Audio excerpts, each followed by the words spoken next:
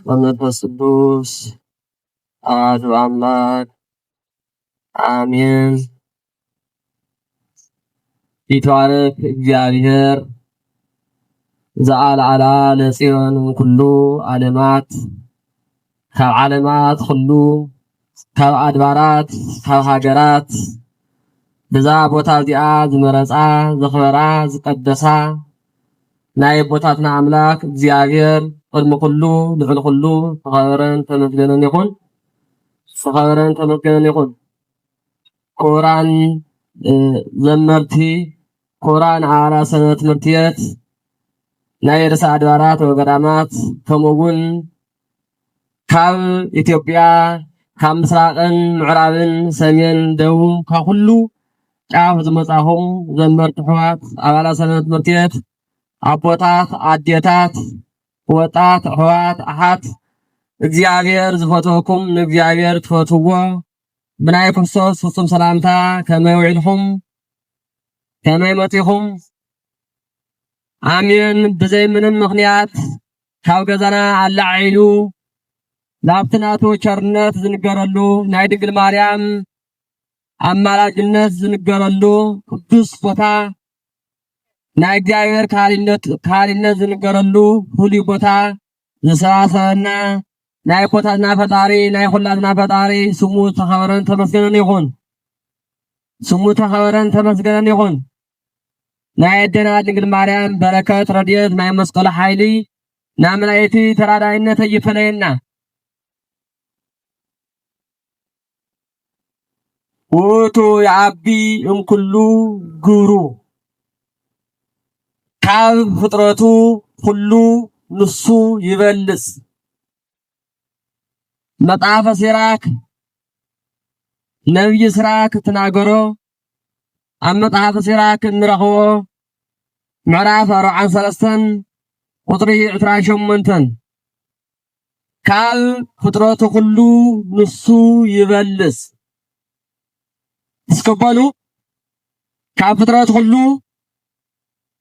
ፍጥረቱ ሁሉ ንሱ ይበልጽ። መን ይሱ? እግዚአብሔር።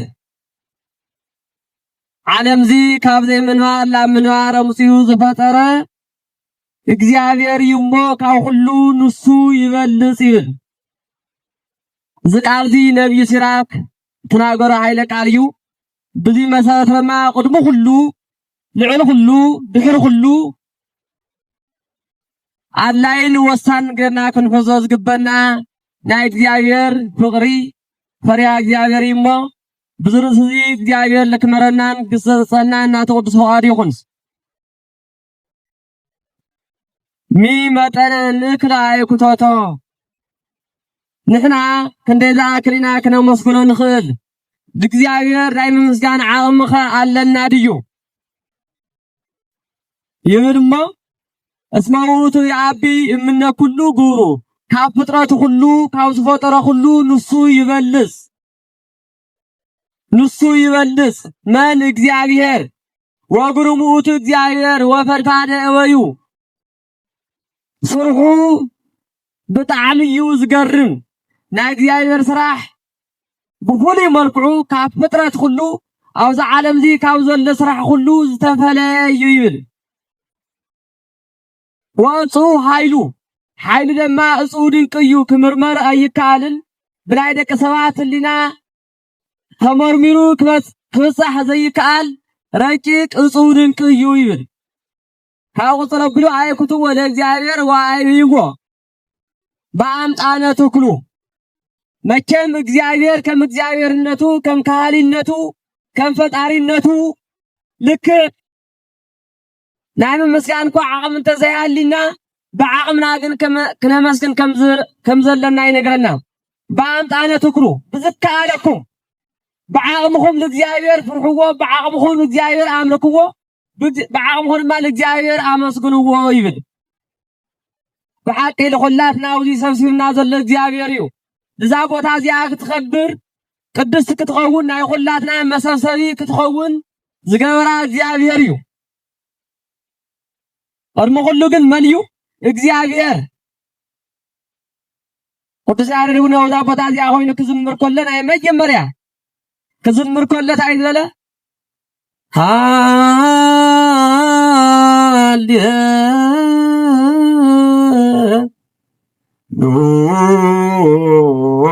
ሃሌሉያ ለአብ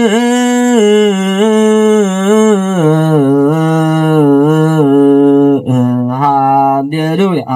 ለወልድ ሃሌሉያ ወለመንፈስ ቅዱስ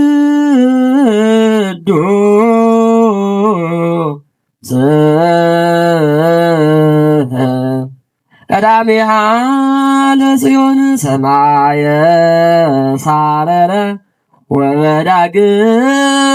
አራዮ ለሙሴ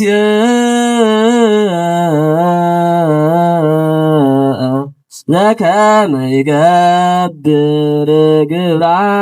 ለደብተራ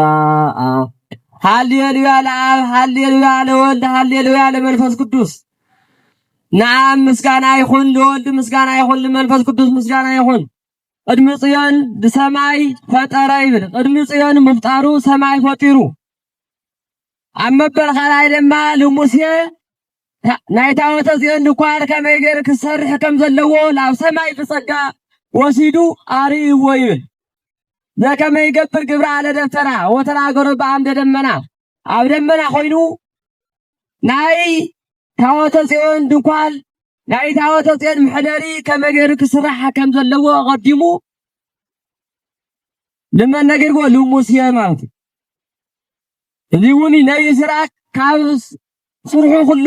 ካብ ፍጥረት ሁሉ ዝበለጸ ዝዓበየ እግዚአብሔር እዩ። ዝዓለም እዚ ካብ ዘይምንባር ላብ ምንባር ኣምፂ ዝፈጠረ ዝዓለም እዚ እውን ሕዚ ኣውዚ ክመላለስ ክነብር ዝገብር እግዚአብሔር እዩ። ዝገበረ እውን እግዚአብሔር እዩ።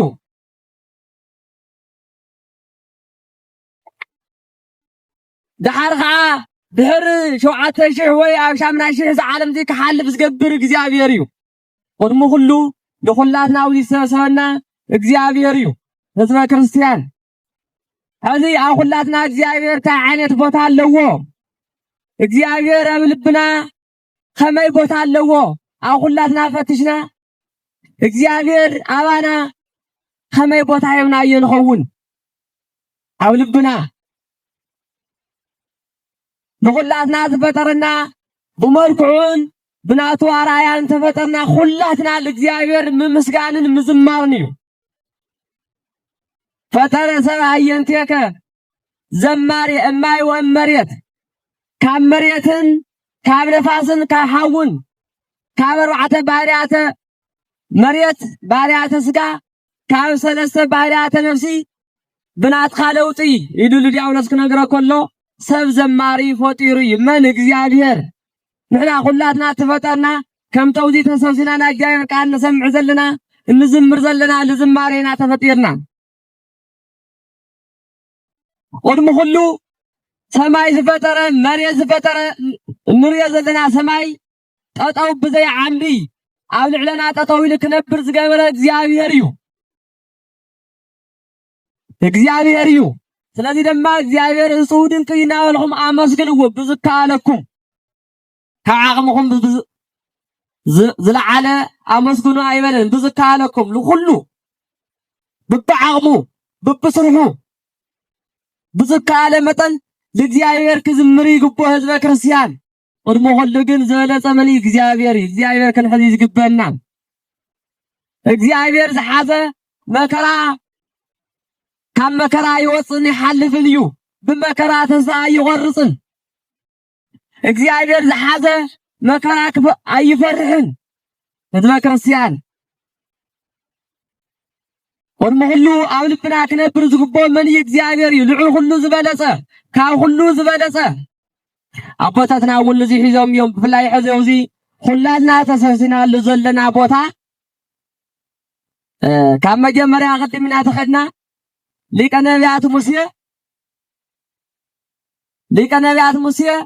ኣብ ባሕሪ ተደውሪ ዝነበረ ከመይ ገይሩ ካብ መከራ ክወፅእ ከም ዘለዎ ኣብቲ ግዜ እሱ ህፃናት ይቁተሉ ስለዝነበሩ እግዚአብሔር ግን ብጥበቡ ላብ ባሕሪ ክድብረ እዩ ገይርዎ። ወለዱ ፈሪሖም ብሳጡን ገይሮም ላብ ባሕሪ ደውርዮም ይብል መጽሓፍ ቅዱስ። ግን ምስኡ መን ነይሩ? ምስ ሙሴ መን ነይሩ? እግዚአብሔር ነይሩ። ኣብቲ ባሕሪ ብእግረ ሞገዱ እግዚአብሔር እንታይ ይብሎ? ጽባሕ ባሕሪ ከፊልካ እስራኤላውያን ተስግሪኻሞ ተላማመዶ ይብሎ ነይሩ። ተላማመዶ من انت بحري عبت بحر قل كي يموت اكزيابير يحلو نيرو اكزيابير وخلو بوتا لن كريستيان اكزيابير زي ولو بوتا فصوم يلن ولد قل اكزيابير زملكو سلسخونو اكزيابير كحلو ايو اكزيابير كنحلو ايلو بزي مفرح بزي مترطع لا بحر دور يمو اكزيابير قل بطوهو بحر اللاماميدو كاب بحر خالا بيتا منقس توطيوه كاب بحري لابيت منقس صوتي ولا أنا يفرون بوتا عبت بحر السو حافتونا تحابيت كتريا كلا ترمز ولا تفرون لابت مايك تحس وريدا يبلد كريستيان لابت مايك تحس وريدا بدعوني ساعة المصريات كابتن نعاز ختلا لنورا عوالد دي خامسة تمو خبيتا مصريات تهزان غينو هاي زي سواتي كوني لا وصلته بدحريهم مريم حافتلو مسيرة هايلا اي تهزان زي سرحتنيا خوينا كتعويل خي حانت سويت اللامو كم طلخ دويلاتا الشيلاتا لما نمسياتا لديو الكريستيان اكزيابير زلوو اكزيابير قدم خلو لعن خلو بزبالة صيد اكزيابير زحز بوزح تربحنة اللوات تقم اللوو ناي موسى ولدي ودم كم مكر دحينو እንደገና ከዓዲዩ ታይ ኮይና ናይ ወዳ ምዕበይት ኮይና ደሞዝና ተቀበለት ነበር ነይራ ለወዳ ሰራሕተኛ ኮይና ተቆጢራ ወዳውን ካሞት ድሒኑ እንደገና ካብ ወዳ ምኽንያት ንሳ በዓልቲ ደሞዝ ኮይና ትሰርሕ ነይራ ናይ እግዚአብሔር ስራሕ ጽድቅ በክርስቲያን ግን ካብ ሁሉ ዝበለጸ ግን መን እዩ እግዚአብሔር እዩ እግዚአብሔር ስለዘለ እግዚአብሔር ማያሽዎ مسعى لا بيت المنقص خيلو مسعى لا من خيل لا بيت المنقص عبد بيت المنقص إسرائيلاويان متشم كم غير كم زمرح عمر رحا كم مهار خيل لا بيت المنقص عبد بيت المنقص إسرائيلاويان متشم كم غير كم زمرح عمر رحا كم مهار نايتهم نجستات نجر كردا እግዚአብሔርው ከዓበው ይርዎ እግዚአብሔር ዘይውሉ ቦታ ያለን ህዝበ ክርስቲያን እግዚአብሔር ተይዝና ምንም ስገመና ነገር የለን መከራተል ሊሆን ይሐልብ ችግርተል ሊሆን ሐላብ በመን በእግዚአብሔር አፖታትና እግዚአብሔር ሒዞም መከራ ሁሉ ሐሊሆም ላብዛ ዓለ የጸጋ ዝወጽሑ እግዚአብሔር ሒዞም እዮም ካብ ነገሥታት ዝበለጸ እግዚአብሔር እዩ ካብ ናይ ዓለም ዘይ መርሕትን ሓለፍትን ዝበለጸ እግዚአብሔር እዩ ነገሥታት ሞት እዮም እግዚአብሔር ግን ዘይመውት አምላክ እዩ ሃባትም ሓለፍት እዮም እግዚአብሔር ግን ዘይሐልብ አምላክ እዩ ለዘላለም ዝነብር ለመንግስቱ ስዕረት ዘይውሉ ለስልጣኑ ሕልፈት ዘይውሉ ለመንግስቱ ዝቃወም ዘይውሉ ከመሃለ ይገብር كم وطن يفيصم እግዚአብሔር كم ተሐሰው ይገብር كم ጀመረ ድማ ይፈጽም አልወ ዘይብሎ ዘንተ አይሰምከ ወዘንተ አሰነከ ለእግዚአብሔር ዘይባላሽኻ እዚ ይስተኻኸል እዚ ድማ ጥብቆለኻ ስራሕ እዚ ስራሕኻ ይጥብቆለ ኢሉ ዝዛሮ ፍጹም የለን ህዝበ ክርስቲያን እግዚአብሔር كم ዝደለ ይገብር ሁሉ ዝካሎ መማኽርቱ ዘይውሉ من እግዚአብሔር ዚውን ነብይ ሲራክ ካብ ሁሉ ዝበለጸ እግዚአብሔር እዩ እሞል እግዚአብሔር ብዝካለኩም መጠና መስግንዎ ለእግዚአብሔር ዘምሩ ለእግዚአብሔር ዕልልወሉ ለእግዚአብሔር ተገዙ ለእግዚአብሔር አምልኩ ይብል ልዕል እግዚአብሔር ፍጹም የለን ያ ለእግዚአብሔር ተሕሳኻ ሁሉ ነገር ለህዝበ ክርስቲያን ብጣዕሚ ዝገርም አቦታትና كمل يوسف بحواته تشيتو قال እግዚአብሔር مسو نيرو اسمع له እግዚአብሔር مسليو يوسف كل وعلو ዝነበረ ፍቅሪ ናይ አቦ ፍቅሪ ናይ እግዚአብሔር ፈሪሃ እግዚአብሔር ጥራይ ነይርዎ ነብይ ስራክ አውዝ ምዕራፍ ዚ እንታይ ይብለና አብ 4 ማለት ምዕራፍ 4 ቁጥሪ 26 እንታይ ይብል ንዋይ ወብል ያሰፈስ ልበ ገንዘብ ወርቂ ሀፍቲ ልብ ደስ ይብል ይሉ ወም ኩል ሰይ ይይስ ፈሪሃ እግዚአብሔር اسم ذاتي على وزتهات كأقول لذولا تقول እግዚአብሔር مفرحي نساخة فصوم تسنة كان جريلا نخل ياتفص من الخاير من فريح እግዚአብሔር زد الحياة شمت تدليخا شمت تبكا حبس تدليخا حبس تبكا مستر تدليخا مستر تقلص الخا فريح እግዚአብሔር استخانة كان جريلا قرم خلو كن قدام يالت فريح እግዚአብሔር خدمت خلو مجمريا እግዚአብሔር مفرح يبل حزب ክርስቲያን قرم خلو تاي እግዚአብሔር مفرح لعن እግዚአብሔር يلن مو قرم خلو እግዚአብሔር فرحو توايل تعزيزيو عالم زي كنبر زغبر እግዚአብሔር يو عاوز عالم زي حالفتي شيم زغبر እግዚአብሔር يو طعمي لو ما عندك عم نمارم حدا ناي موسى تاريخ ناي وسيف تاريخ ترينا بتعم زغرم تاريخ الله موسى كم تزنغر حكم بحر نيرو كاب بحر እግዚአብሔር وصو لابيته لناي فورون غزاتيو افورون دما ناي بيت መንግስት ሕጊ ናይ ግብጽ ጽለው ተማይራው መጨረሻ ግን መቼም እግዚአብሔር ስለዘለዎ ወለዱ ክትይቅ ምስኸደ خلت حدا قبصاون حدا إبراوي توايسهم يبل تقبصاوي عن علت إبراوي كبدل كلهم موسيقاني يولي لمنتاي وقونا سنة قولي هزو እግዚአብሔር بدحريو نسخة لا እግዚአብሔር زملك هزي لمنتاي خاتف تزلق عيلو بحانت قزيت صفعيت مسوق على مريت وديو اسمه كودة مزرايت هو تيولو ناي موسيقيت بتعمي بوتعي نيرو ማለት ጸጋ እግዚአብሔር ስለዘለወ በሐልት ጊዜ ይወስሕልን ማለት ነው ወዲያም ሰውቆም ሞይቱ ወደ ፎኖ ዲሆፃ ይብል አብ ሓሸዋ ቆይርዎ እዚ ማለት አቦታትና ታይለም ይትርጉምጎ ዮሴፍ ናይ ጌታ ምሳሌ እዩ ሙሴ ዕብራዊ ትግብፃዊ ናይ ዲያውሎስ ምክንያት እዩ ናይ ዲያውሎስ ምሳሌ እዩ ዕብራዊ ደማ ናይ አዳም ማለት እዩ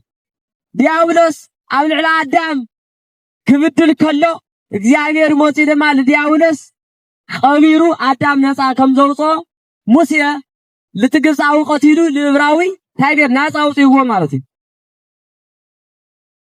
ህዝበ ክርስቲያን ካብ እግዚአብሔር ምርዓቅ ግን ብዙሕ መከራ ኣሎ ብዙሕ ችግር ኣሎ አቦና አዳምና እነና ሔዋን ኣብ መከራ ክነብሩ ዝገበሮም ለ5500 ዘመን ኣብ ስቃይን ኣብ መከራን ክነብሩ ዝገበሮም ካብ እግዚአብሔር ምርሓቅ እዩ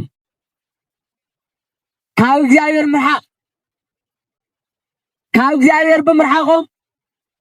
ሞት ሰሪቅ እግዚአብሔር ሞት ማለትስ ብጣዕሚ ዝኸበደ ሞት ካብ እግዚአብሔር ምርሓቅ እዩ ለቦታትና አቦና አዳምን እነና ሔዋን ለነዊሕ ግዜ ኣብ ዲያውሎስ ወሪቆም አግብርተ ዲያውሎስ አይማተ ዲያውሎስ ተዋሂሎም ክነብሩ ዝገበሮም ካብ እግዚአብሔር ምርሓቅ ካብና እግዚአብሔር ሕግ ምርሓቅ ህዝበ ክርስቲያን قدم كل مليو እግዚአብሔር ለእግዚአብሔር ክንፈርህ ይገባና ለእግዚአብሔር ክንዘዝ ይገባና ህዝበ ክርስቲያን እግዚአብሔር ሁሉ ጊዜ አብ ንኾነ ይኹን አብ ንቁመጦ ይኹን አብ ንድቅሶለ አብ ንትሶል እግዚአብሔር ክንዝክር ይገባና ህዝበ ክርስቲያን ተሐዝን ተቀመለ ዘለና ጸጋ እግዚአብሔር ዝፈርሑ ደቀ ነቢያት ሙሴ استقبل واتاوت صين حزنا خبر زلنا ليك انا يا موسيكو بتعمل እግዚአብሔር ዝፈርሕ مقال هزو ቀናተኛ ዝነበረ ብዙ እግዚአብሔር ብዙም ነው ህዝቢ ዝግደስ ዝነበረ መርሐዩ እግዚአብሔር ቃልከ ከም ተባሕር ዘላማ ምረ ዝነበረ እስራኤላውያን ባሕር ከፊሉ አሳጊርጎም መጨረሻ ኣብ ደብረ ሲና ወሲዱ 40 መዓልትን 40 ሌሊትን ብዘይ ማይ ብዘይ እኽሊ ክነብር ገይርዎ እግዚአብሔር መቸም ሕዚ ዝብላዕሲና ጸጊምና ነብር ሰባት ብዙሓት ንህሊና እግዚአብሔር ተልግን እግዚአብሔር ብዘይ እኽሊ ማይ የንብር አምላክ ዘንብር አምላክ ክርስቲያን ብዙሓት አባታትና እኽሊ ዘይጣዓሙ እኽሊ ዘይቀመሱ ይነብሩ ነይሮም ለቦና ገብረ መንፈስ ቅዱስ ካብ ተወለዱ ጀሚሮም እስከ መጨረሻ እኽሊ ማይ ዘይጣዓሙ ለእግዚአብሔር ያ ሁሉ ዝካለ አምላክ እዩ ልዑል ሁሉ ዝበለጸ እግዚአብሔር እዩ ለእግዚአብሔር ዝሳነ ነገር የለን እስማለው ነገር ዘይሳነ ለእግዚአብሔር ድንግል ማርያም ኮ ብሕቱም ንግና ጸኒስ ብሕቱም ንግና ክትወልዲ ክምሰላ አውዝ ክርክር ዚታይ ዘለ እስማለው ነገር ዘይሳነ ለእግዚአብሔር ይዘለ ቅዱስ ገብርኤል ዘዓጠው መልሲ ለእግዚአብሔር ዝሳነ ነገር ፍጹም የለን ምሰላ ይኩነኒ በከመ ትቤለኒ ይኹለለይ ከም ዘልኻየ ይኹን ለእግዚአብሔር ማዝሳነ ነገር የለም ምክንያቱ ዘዓለም ዚዮም ዝፈጠረ እግዚአብሔር እዩ ሪግሞ ሊቀ ነቢያት ሙሴ ምንም ተይበልዕን እንታይ ሰተይን ሙኽዓ ገጹ ከም ፀሓይ እናበረኸ ለ40 መዓልትን 40 ሌሊትን ጸኒሑ ናይ 22 ፍጥረት ነጊሩ እንደገና ከዓ ተሓዚን ነኽብራ ዘለና አውዚ ኩላትና ተሳሲናላ ዘለና ታዋተ ጽዮን ተቀበለ ነብይ እዩ መልሕዚ ግን እግዚአብሔር ማለት እዩ ሙሴ ሰየዋን ኩሎም ደቂቀ እስራኤል ኣብ እስራኤላውያን ካብ ዝነበሩ ብጣዕሚ የዋህ ተባሂሉ በመጽሓፍ ቅዱስ ዝንገረሉ ሊቀ ነቢያት ሙሴ የዋህ ክፍአ ዘይብሉ ተንኮል ዘይብሉ ዓመፅ ዘይብሉ ትዕቢት ዘይብሉ ብትሕትና ተመልአ እግዚአብሔር ብምፍራሕ ዝተመልአ ብየዋህነት ዝተመልአ ናው ጸጋ ዘውጽሕዎ ይትረፍ ንባዕሉ ንዓና እውን ጠቂምና ማለት ብዛ ቦታ እዚኣ እውን ጠቂምዋ ክትኸብር ገይርዋ ቀፂልን ቀለቢያት ሙሴ ምስተቀበለ ኣብ እስራኤላውያን ክትነብር ከላ ናውዚ ቦታ እዚኣ ክትመጽእ ገይርዋ እንታይ ምጽዋ ይመስለኩም ህዝበ ክርስቲያን ታወተ ጽዮን ካብ እስራኤላውያን ናውዚ ልምንታይ መጽያ እግዚአብሔር ይፈርሑ ስለዝነበሩ እዮም ቶም ሰባት መቸም ንግሥተ ሳባ ተሪናያ ፈሪሃ እግዚአብሔር ስለዝነበራ ልምላሽ ካብዚ እስካብ እስራኤል ክትጓዓዝ ከላ ናይ መጨረሻ ምድሪ ይልዩን ወንጀሎም ይጥወዘለ ማለት እዩ ወመጽአት ከመ ትስማዕ ጥበቢሁ ለሰሎሞን ማዕጥናፈ ምድር ካብ ናይ መጨረሻ ቦታ ናይ ሰሎሞን ጥበብ ክትሰምዕ መጽያ መን ንግሥተ ሳባ ማለት እዩ ክርስቲያን ብናታ ድልየት ንሳ ሃብቲ ክትልሽ አይኸደትን ዝኸደቶ ዕላማ ናይ እግዚአብሔር ጥበብ ንምርካብ እዩ ካብ ሰሎሞን እግዚአብሔር ዝገለጸሉ ጥበብ ሰሎሞን ኣለዎ ሰሎሞን ብጣዕሚ እዩ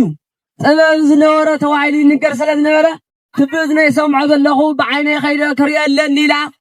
ብምኻዳ ያው ታወተ ጽዮን ሒዛ መጽያ ማለት እዩ ብወዳ ሞት ህዝበ ክርስቲያን እግዚአብሔር ትሒዝና ንሱነ ነገር ፍጹም የለን ርግጥ ምስ እግዚአብሔር ክነብር ከለና እውን ንፈተን ንኽእል ኢና ህዝበ ክርስቲያን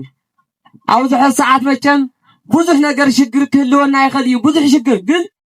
እግዚአብሔር ትሒዝና ግን እግዚአብሔር ዘይፈትሖ ዝተኣሰረ የለን እግዚአብሔር ዘይምልሶ መከራ የለን እግዚአብሔር ዘይሕልፎ ሽግር የለን ህዝበ ክርስቲያን ለእግዚአብሔር ሁሉ ይከኣል እዩ ምክንያቱ እግዚአብሔር ካብ ፍጥረት ሁሉ ዝበለጸ እዩ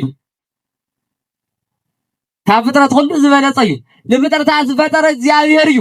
ለነገሥታት ዝፈጠረ እግዚአብሔር እዩ ንሕና እንነብረሉ ዓለም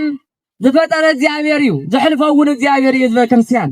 ካሊእ ትረፍ ታ ተመሳሳላይን ተወዳዳሪ ዘይብላ ናይ ዘላለም መድሓኒት ዝኾነት ድንግል ማርያም ዝሃበና እውን እግዚአብሔር እዩ ቅዱስ ያሬድ ጎታይኒ ይትባረክ እግዚአብሔር ዘአላላ ለጽዮን ኩሉ ዓለማት ካብ ዓለማት ሁሉ ለጽዮን ዝኸበራ እግዚአብሔር መጀመርያ ታወተ ጽዮን ኸላይ ለድንግል ማርያም ሳልሳይ ኸታ ንሕና ዘለና ቦታ እዚኣ ካብ ዓለም ሙሉ ፍሉይት ኮይና ትኽበር ናይ ድንግል ማርያም ኣስራት ናይ ድንግል ማርያም ቦታ ቤተ መቅደስ ተባሂላ ክትኸብር ዝገበረ እግዚአብሔር እዩ ንሱ ስሙ ዝኸበረን ተመስገነን ይኹን ይብል ቅዱስ ያሬድ ህዝበ ክርስቲያን ንሕና ሕዚ እንነብረሉ ዘለና ቦታ ትሕዝ ዘለናዮ ቦታ ባሕሪ እዩ ነይሩ መጀመርያ ነገሥታት ኣርባዋ ኣጽብሃ ቤተ መቅደስ ስርሑ ተባሂሉ ትቦታ እዚ ብሙሉ ባሕሪ ነይሩ ናብ ስላዕለ ከውሑ ተወፂና ኻ መከደግዲ ወይ ናይ ጌታ ርጋፅ ኣሎ ትቦታ ቆጠሪኹሞ ኣጠራግዚ መከደግዲ ናትናለ ስሙ እውን ይፅዋዕ ወይታው ኮይኑ ሓመር ካብ ገነት ስነስነ ጽሕብ ነውረል ንቕመጠሉ ዘለና ናይ ምስጋና ቦታ ናይ ቃል ኪዳን ቦታ ናይ ጸጋ ቦታ ናይ ትምህርቲ ቦታ ናይ ወንጌል ቦታ ኮይኑ ዘሎ ናይ ገነት መሬት እዩ ዋ ግን ቦታ በዓላ ኸይራ ይመስለኩም መዘ ክርስቲያን አውዚ ዝነበሩ ቦታት እዮም አውዚ ዝነበሩ ቅዱሳን እዮም ነገስታት እዮም ናይ እግዚአብሔር ፍቅሪ ስለ ዝነበሮም ልዑል ሁሉ እግዚአብሔር ብምሓዞም ትቦታ እዚ ናይ እግዚአብሔር ዝመስገነሉ ቦታ ኮይኑ ክነብር ኮይኑ ዝበ ክርስቲያን ብመን ብቶም ቅዱሳን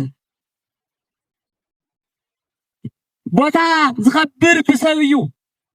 ህዝበ ክርስቲያን ቦታ ዝኸብር ብሰብ እዩ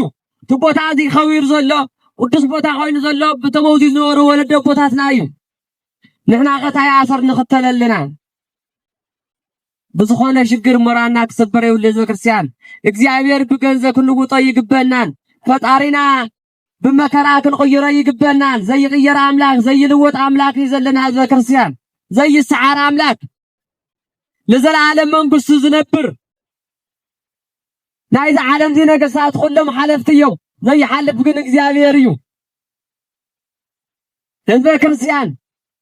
ሰብ ክንስእን ንኽእል ኢና ዘረጋግዐና ዘማኽረና ዝረደና ክንስእን ንኽእል ኢና ግን ሰብ ሲኖም እግዚአብሔር ዝረዶም ብዙሓት እዮም